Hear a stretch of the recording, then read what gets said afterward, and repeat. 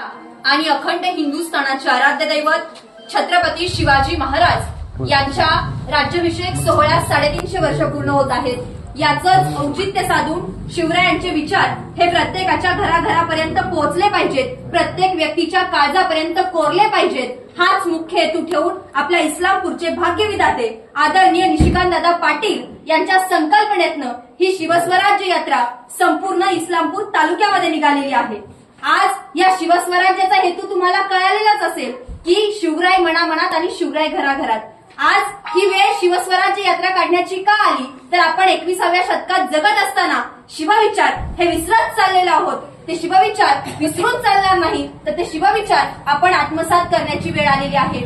इतिहासाच्या पानोपानी अमर असती शिवप्रभूंची गाथा, अभिमानाने मर्द मराठी झुकते त्यांच्या चरणी विनम्र महाता। खरंच उभ्या महाराष्ट्रात आणि महाराष्ट्रातील प्रत्येक मराठी मन हे ज्या अलौकिक व्यक्तीच्या चरणावर नतमस्तक होते तो बलवान पराक्रमी राजा हा दुसरा तिसरा कुणी नसून आपल्या महाराष्ट्राचं लाडकं राजा म्हणजे छत्रपती शिवाजी महाराज होय। राजा तुम्ही अजून जर 10 वर्ष जगला असतास ना तर त्या मोगलांनी देखील कपाळावरती भगवाच लावला असता। अशाच शुभांचं गुणगान गाण्यासाठी मी आज आपल्या समोर उभी आहे। सूर्य अस्तेला गेला होता, सायंकाळ झाली होती आणि सूर्यास्ताची अनेक किरणे शिवनेरीत आली होती।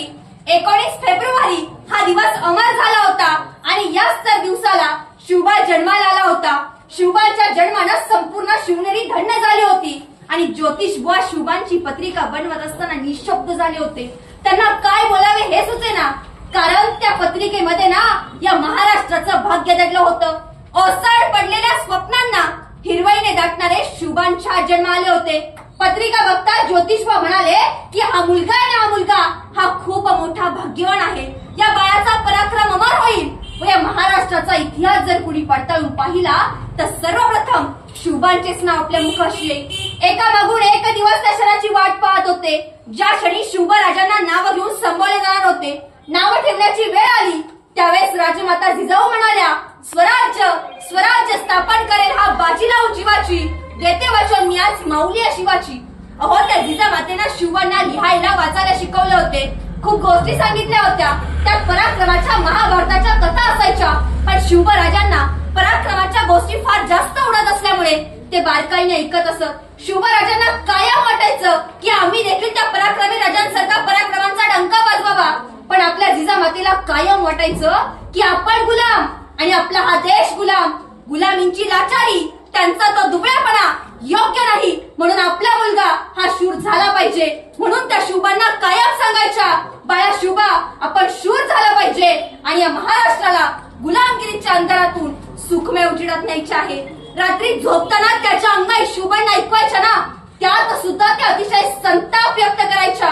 म्हणून मला म्हणावं असं वाटतं की सद्गुणांची खाण अंगी मातेच्या दडली, त्या गुणांची सावली शिवबराजांवर पडली। शिवराय वाढत होते, शिवबांच्या मनामध्ये स्वातंत्र्याची बीजे रुजत होती आणि गुलामीत ठेवणाऱ्यांबद्दल टस्क तिरस्कार निर्माण होत होता। कुणाला घाबरणे, कुणापुढे वाकणे हे छत्रपती शिवाजी महाराजांना कधीच मान्य नव्हतं। राजा अवघे 10 वर्षाचे असतील तेव्हा ते आपल्या आई बरोबर विजापूरला गेले होते। शहाजी राजे हे विजापूरच्या दरबारात कार्यरत होते, मोठे सरदार होते। विजापूर सुलतान मोहम्मद आदिलशाहची आलिशान राजधानी आणि पाच पुरुषांची तटबंदी आणि आकाशाची बोलणारे दिमागदार मिनार आणि घुमट चंदनाच्या सुवासाने मोहून गेलेले दर्गे। एका दिवशी सहज शहाजीराजांनी शिवरायांना दरबारात नेलं होतं। शहाजीराजांनी बादशाहांना मुजरा केला आणि शिवबांना म्हणाले, बेटा बादशाहांना मुजरा कर पाहू, पण आपलं राज हे स्वाभिमानी होतं। त्यांनी भर दरबारामध्ये मुजरा करायला साफ नकार दिला आणि भर दरबारामध्ये आपले राजे म्हणतात कसे, आई भवानी शिवाय कुणापुढे झुकणार नाही असे म्हणून छत्रपती शिवाजी महाराज दरबारामधून बाहेर आले होते। त्यावेळेस छत्रपती शिवाजी महाराजांनी स्वतःचं नाव हे मुलुखी मैदानी 11 तोफ्यावर कोरलं होतं। मला सांगा बरं, त्या काळी होती का पराक्रमी राजांची कमतरता? अहो पण ते प्रत्येक पराक्रमी राज महाराज चारित्र्य संपन्न होतं का? पण आपले छत्रपती शिवाजी महाराज हे पराक्रमात तर पुढे होतेच होते आणि चारित्र्य संपन्न देखील होते। शिवरायांची नैतिकता, स्त्रियांविषयीची पवित्रता आणि उदारता हा पुरोगामी दृष्टिकोन आहे ना, हे इतिहासातील एकमेव उदाहरण आहे। छत्रपती शिवाजी महाराजांच्या काळामध्ये जे वतनदार, जमीनदार, इमानदार होते यांच्यासाठी स्त्रिया रोज उपभोगाच्या वस्तू असायच्या। दिवसा ढवळ्या त्यांची अग्रू निलाव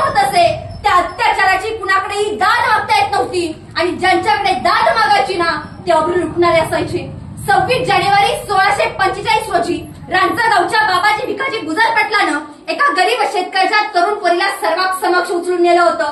तिची अब्रू लुटली होती, पण आपल्या राजांनी अवघ्या 14व्या वर्षी त्या पाटलाचा चौरंग केला होता. चौरंग म्हणजे ताई हात पाय कलम करणं. हा जर कायदा या महाराष्ट्राच्या मातीमध्ये आत्ता लागू असता ना, तर रोज किती चौरंग झालं असतं. विचार करण्यासारखी गोष्ट आहे. पण त्यावेळी गुजर पाटलाला शिक्षा झालेली पाहून संपूर्ण रयात शुभांच्या नावावर कूच झाली होती आणि रयतेचे अब्रू रक्षणाचे काम हे शुभा लहानपणापासून करत होतं. आता आपण 21व्या शतकात जगतोय. 21व्या शतकात जगत असताना या महाराष्ट्रामध्ये एखाद्या मुलीवर बलात्कार झाल्यानंतर ती मुलगी ज्यावेळेस न्यायालयामध्ये दाद मागायला जाते, तिला किती कालखंडामध्ये न्याय मिळतो? कुठे आजची न्याय व्यवस्था? पण माझ्या राजाच्या काळामध्ये चौरंग केले जायचे. चौरंग. आता आपण 5-5 वर्षांनी सरकार बदलतो, पण कुठलं सरकार सांगेल का हातपाय कलम करा? सांगेल का?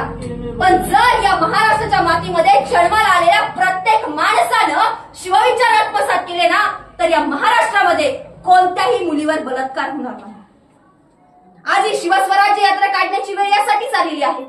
आज तुम्ही उपस्थित असणाऱ्या सर्व माता भगिनींना विनंती आहे की आपल्या घरामध्ये एखादं लहान मूल रडायला लागल्यानंतर आई काय करते? काय करता तुम्ही? अँड्रॉइड मोबाईल देता का नाही काढून? टीव्हीचा रिमोट देता का? देता का नाही? पण तुम्ही कधी त्यांना रामायणाच्या महाभारताच्या कथा सांगता का? तर नाही सांगत. आज जिजामातेनं शिवरायांना ज्यावेळेस संस्कार केले होते त्यावेळेस महाभारताच्या रामायणाच्या कथा सांगितलेल्या होत्या. आताच्या माता सांगतात का?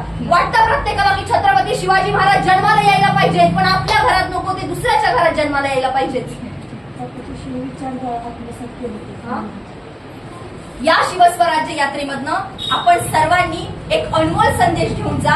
आपल्या लेकरांच्या हातामध्ये अँड्रॉइड मोबाईल न देता, टीव्हीचा रिमोट न देता, गाड्यांच्या चाव्या न देता, 500-1000च्या नोटा न देता, आमिषाच्या कोणत्याही प्रकारच्या वस्तू न देता, प्रत्येक मातेनं आणि प्रत्येक पित्यानं आपल्या लेकरांच्या हातामध्ये शिवचरित्र द्यावं आणि आपण सर्वजण आपल्या लेकरांच्या हातामध्ये शिवचरित्र द्याल इतकाच माफक आशावाद व्यक्त करते. छत्रपती शिवाजी महाराजांचे ऋण आपण कधीच फेडू शकत नाहीये आणि नावात नुसता उल्लेख करून त्यांच्या कार्याची सांगता कधीच होणार नाही. असं उल्लेखनीय कार्य आपल्या छत्रपती शिवाजी महाराजांचं आहे. शेवटी जाताना इतकंच म्हणे, घासल्याशिवाय धार नाही तलवारीच्या पातीला, घासल्याशिवाय धार नाही तलवारीच्या पातीला आणि शिवचरित्राविषयी मान नाही या महाराष्ट्राच्या मातीला, या महाराष्ट्राच्या मातीला. जय शिवराय. मनापासून धन्यवाद.